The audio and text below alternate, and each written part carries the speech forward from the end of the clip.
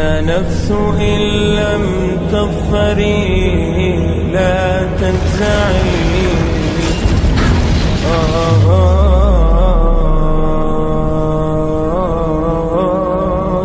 جن لوگوں نے کفر کیا ان سے پکار کر کہہ دیا جائے گا کہ جب تم دنیا میں ایمان کی طرف بلائے جاتے تھے اور مانتے نہیں تھے تو اللہ اس سے کہیں زیادہ بیزار ہوتا تھا جس قدر تم اپنے آپ سے بیزار ہو رہے ہو. وہ کہیں گے کہ اے ہمارے پروردگار، تو نے ہم کو 2 دفعہ بے جان کیا اور 2 دفعہ جان بخشی.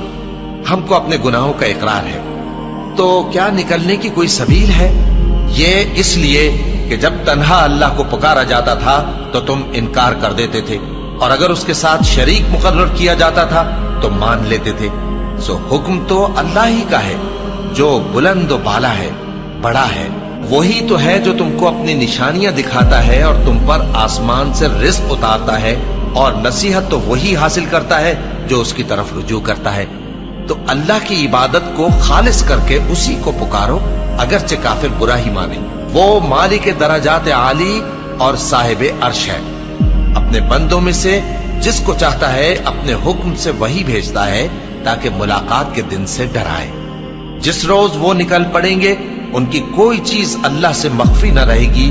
سوال ہوگا آج کس کی حکومت ہے؟ جواب ملے گا اللہ کی، جو اکیلا ہے، بڑا زبردست ہے. آج کے دن ہر شخص کو اس کے اعمال کا بدلہ دیا جائے گا. آج کسی کے حق میں بے انصافی نہیں ہوگی. بے شک اللہ جلد حساب لینے والا ہے.